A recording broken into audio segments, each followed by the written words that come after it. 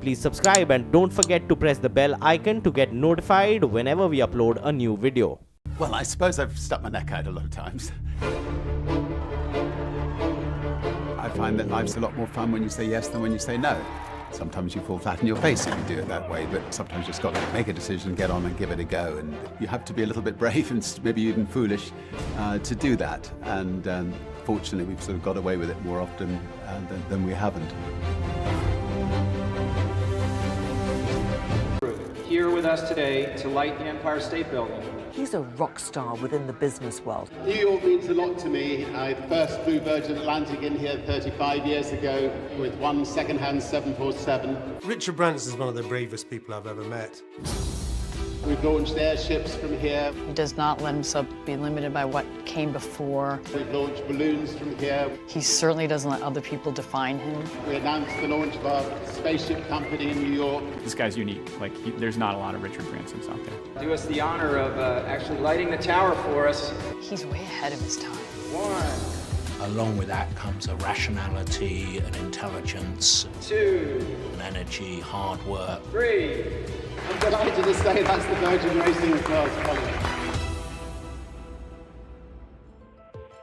I think Richard's childhood was absolutely key in making him who he is today. His father was in the Desert Rats during the Second World War, fighting as a tank commander. His mother, Eve, had a huge influence on him. My mum is a very adventurous person. She very much felt that she wanted us to stand on our own 2 feet and not to be mollycoddled, as she would call it. She was one of the world's first ever air stewardesses on an aircraft. And there was the moment when I was 4 that we were going to Granny's house in Devon, and about 3 miles before we got there, I think I must have been misbehaving or something in the back of it. She just pushed me out of the car and said, right, you make your own way there. Right from a very early age, he was a classic schoolboy adventurer and would go places where others would fear to tread. At age 10, myself and Richard, but really Richard, was trying to make extra money to increase his pocket money more than anything else, and he kept on coming up with ideas. Somebody told me that budgerigars bred a lot, and so I thought, well, if I get a pair of budgerigars and they breed quickly. We built a cage and we bought the budgerigars, and indeed they did breed, but we had to go away to school, and when we came back, the cat, so to speak, had got them, so it wasn't a hugely successful venture. So then we tried Christmas trees, because for every foot a Christmas tree grows, you can get £1 a foot.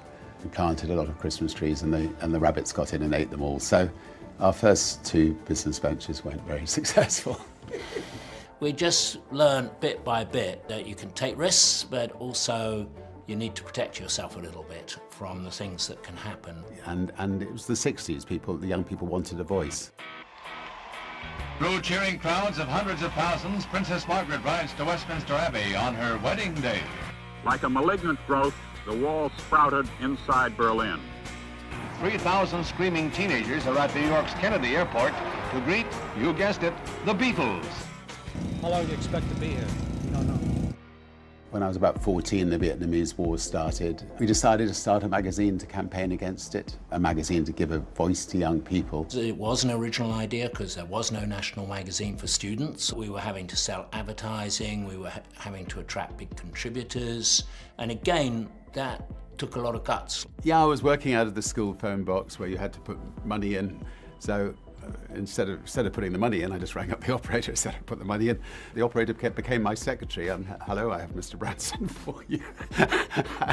and now go straight through to Coca-Cola or Pepsi without paying. I soon learnt the art that if I let Coke know that Pepsi were definitely in, that Coke would then jump in, and my education started. It was an exciting time, and the headmaster called me in one day and said, either you leave school and run the magazine, or you stop running the magazine and you stay at school. And so I said, thank you for that choice. I'm off to run the magazine. Richard made an incredibly bold move to leave school. Obviously, his parents didn't want him to leave, but he made the decision that he just wasn't learning there. I'm dyslexic, so I was hopeless at conventional schooling. I remember walking around the garden with my dad. The first time I walked around, he tried to persuade me out of it. Then the second time round, he said, look, if you've really made up your mind on reflection, when I left college at 22, I had no idea what I wanted to do. You're 15, you know what you want to do.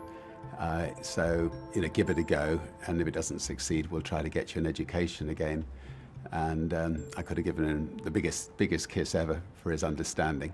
He left school at 15, and his headmaster said when he left school, Branson, you're either going to become a millionaire or go to jail. And all he had was a bunch of mates around him. None of them really knew how to start a business. None of them really knew how to run a magazine. And they managed to secure great names in terms of Vanessa Redgrave, Mick Jagger, to participate in this magazine. The student magazine was profitable in the end, but it was proving a tough battle, and we were really looking for other ways to make money.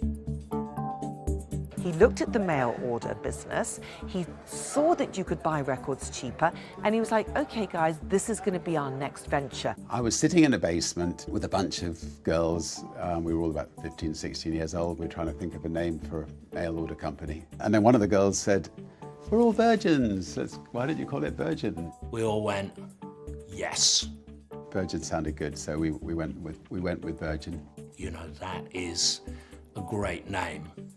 It's fresh, it hasn't been done before. In those days, it's slightly risque. Well, actually very risque. The registry office wouldn't register the name. I got out the dictionary and I looked up the word virgin, pure, untouched, unblemished. So I sent all these words to the registry office, and finally they relented and registered the brand. So we were basically the first people to go in and offer discounted records at cheaper prices than anybody could get elsewhere. So what happened was we had an order for records from Belgium. We were very excited, our first export order for music, and we drove down. The authorities said, you don't have a carnet. Drove back to England, and we suddenly thought, well, the authorities will assume that we've exported them. We could sell them in England and we won't have to pay the 35% tax. And foolishly, we did that. And then we did it again, and then we got caught. He ended up in jail overnight. His mother, Eve, came to him, and she had to put the family home up for mortgage so that he could come out on bail. And ever since then, he said he learned his biggest lesson. Fortunately, I was still a teenager, and it taught me it's better to sleep well at nights than take on authority. And then that almost came to a very sad end because there was a mail order strike, so we had to find a way to keep going. I'd heard a tape of a 15-year-old, and I thought somebody must put this out. He didn't have any vocals on it, and I took it to 8 record companies, and all of them said they liked it, but they wouldn't put it out without singing on it. So I thought, screw it, let's do it. We'll form a record company. Going out with a record that had no lyrics, no song structure, was hugely risky. We had sort of protected ourselves to an extent by recording it in our own studios, doing everything on a very low-cost basis, so that if it didn't work, we would be fine. This young lad who made the record was called Mike Oldfield, and the album was called Tubular Bells. It became one of the best-selling albums of the decade. And then we got a little bit of the music into The Exorcist, and that got it to #1 in America, and it really sort of helped kickstart the record label. So he would pick the artists that he felt were innovative. And of course, he signed on the Sex Pistols. From my point of view, I feel that we're like some contagious disease. Which at the time, you couldn't get more rebellious, more revolutionary than that. Classic stupidity.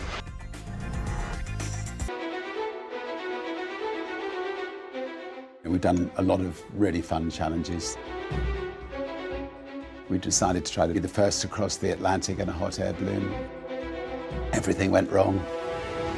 I've been pulled out of the sea 4 or 5 times by helicopters. I think some of these sort of adventure things have helped give Virgin that sort of exciting image, which is, really sort of sets it apart from someone like British Airways or other people that we compete with.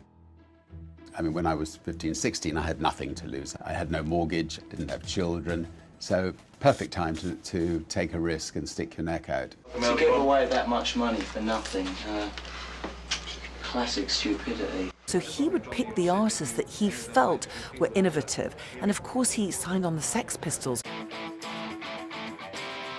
which at the time, you couldn't get more rebellious, more revolutionary than that. And that's how he wanted to create the brand. He wanted them to stand out from all the other record companies by saying, we are for the young people, we are hip, we are trendy, and we are going to set boundaries. We needed to get profile, and one of the great ways to get profile is to do things that are attention-getting. So we were always looking at ways to get the Virgin name in front of people. I think the thing that put Virgin on the map was when we bought one second-hand 747. We took on British Airways, Pan Am, TWA, with their hundreds of planes. It was a genuinely disruptive thing to do. The airline industry was totally regulated in the 1980s, and people just didn't start airlines because the big monopolistic US national carriers and European state-owned carriers, had normally destroyed any opposition. People thought we were absolutely off our heads. One could almost say mad. A lot of my friends thought, my God, well, why are you going to work there? That's the guy that's just started the airline. It's never going to work. All he's got is a record company. People around the record company were distraught. Why was I going to put this very successful record company at risk and go into the airline business? Every day there were things happening that were putting at risk what was already being done. So all of the time, you sort of feel the whole thing could collapse like a pack of cards. I hated flying on other people's airlines. I mean, particularly British Airways. They were stuffy, boring. So of course, when he went head-to-head with British Airways, he had to really pull out everything that he had, and they wanted to get rid of him, they wanted to get rid of Virgin, and there was Richard. It was a David and Goliath situation. They launched the Dirty Tricks campaign against us to try to drive us out of business. Boring. So of course, when he went head-to-head with British Airways, he had to really pull out everything that he had, and they wanted to get rid of him, they wanted to get rid of Virgin, and there was Richard. It was a David and Goliath situation. They launched the Dirty Tricks campaign against us to try to drive us out of business, and went to extraordinary lengths to try to put us out of business. We somehow survived. I mean, we took them to court, and it did mean that I had to sell my record company in order to make sure that we had the financial muscle to combat them. We've got the £560 million, which we can then spend on building up our newer companies, and in particular, I suppose, the airline, and trying to make sure that can compete on a worldwide basis. Richard was a rare breed in a world that had been dominated by socialist politics and then dominated by Thatcherism in the early part of it. He was an entrepreneur that had come through in the 70s, and there weren't many of them around. We won the biggest libel damages in history. It was a turning point for Virgin Atlantic. I think British Airways realised that messing with us, that we would fight. So while his company are taking risks and also attracting all the young people, he himself is actually representing what his brand is, and that's adventure. He wasn't one of these sort of back-seat adventurers who would simply fund things, because he thought having his personality at the front of it was actually good for the business, and it was. They had set a record pace since leaving New York City Monday. We decided to bring the Blue Ribbon Cup back from America to England by seeing if we could be the fastest boat across the Atlantic. There he was, out at sea, doing something very dangerous while his wife was pregnant with his second child. Well, we sank about 2/3 of the way across. Yeah, one of the most emotional moments I had was actually when we did get rescued out of the sea by this banana boat, and this lady came up. She said, "Did you know that you have a son?" I said, "No. Would you like to see a picture of him?" And there she shows me a picture of him on the front page of the paper. Well, I know it created a lot of tension between him and especially Joan, who he's been with for decades, that he would go on risking things while having young children and now having grandchildren. Sometimes he wrote letters to them. You know, what happens if he didn't quite make it? He wrote these very personal letters to his wife, to his children, just in case. If you have children and you want to, push the limits, are you being selfish? All I know is that family is really important to him. Balancing that with the things that he likes to do and the things he wants to achieve is not easy. Is it daring, is it bravery, or is it because when we cover it, we're going to mention the Virgin name? Richard, of course, loved challenges. He wants to put the Virgin brand on all sorts of industries. And of course, with trains in the United Kingdom, they didn't have a very good image. British Rail was awful. I mean, the experience was ghastly. They needed new trains, they needed better management. And he wanted to change that. He wanted to put that Virgin brand on that. He wanted to put the fun into trains, and he felt this is what the industry needed. So I had the head of British Rail over to my house, and he said to the person next to him, I'm not going to let that Branson get hold of our trains. We realised that talking to him was not going to work, so we then contacted the government and said, we're willing to stick our necks out and create a great train service if you privatise part of the train network. He didn't have a fear of failure, and I think not having a fear of failure is at the heart of entrepreneurialism. Some things are going to work out, some things are not. Virgin Cola, Virgin Brides, there have been some failures. And when that happens, he is very practical.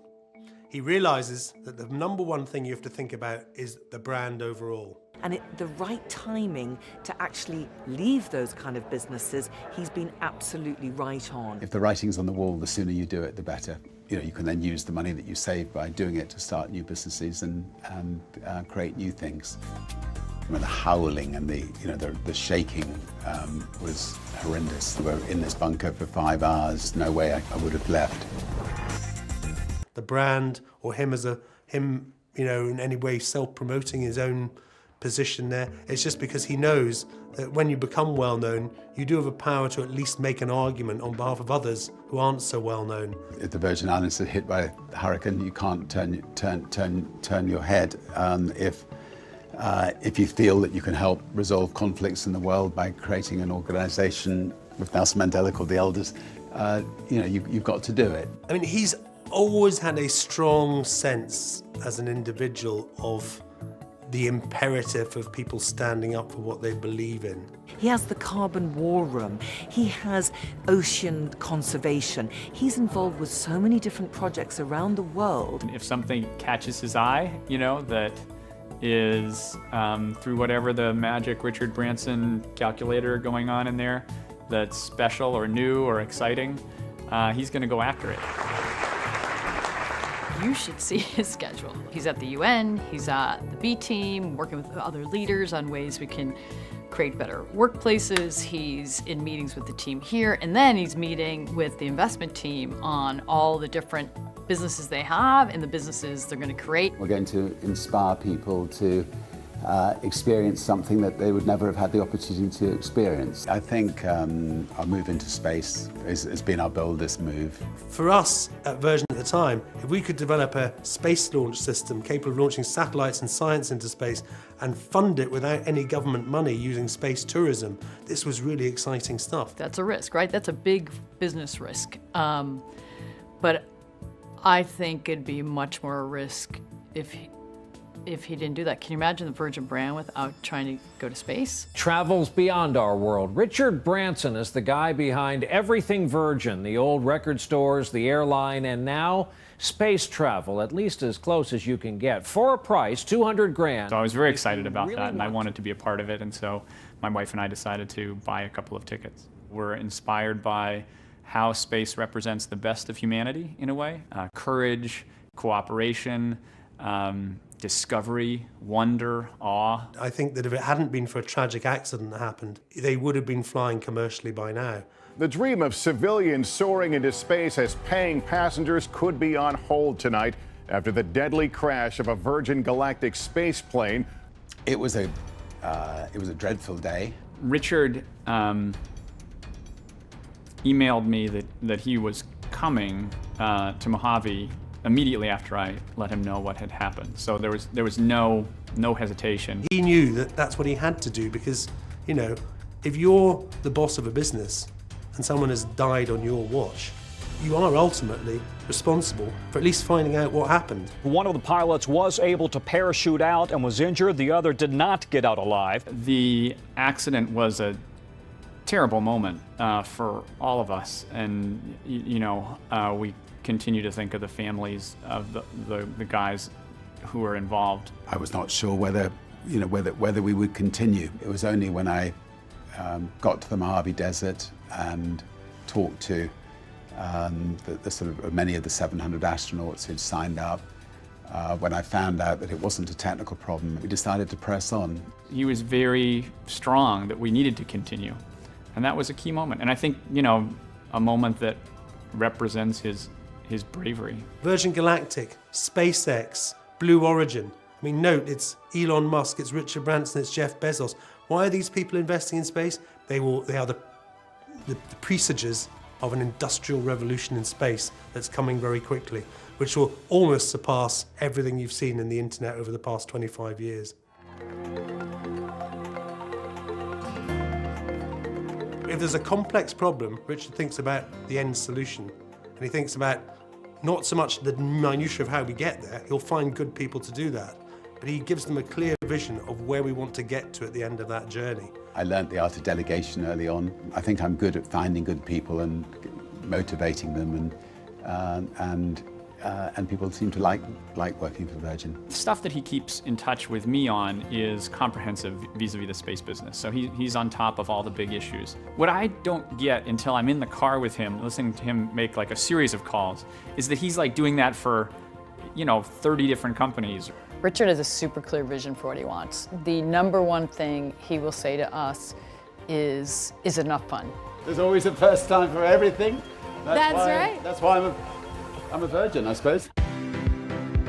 So all of the things you read in the kind of textbooks of good management, he kind of naturally had lots of those in his personality. He wasn't the shouty boss. He was the thinking boss.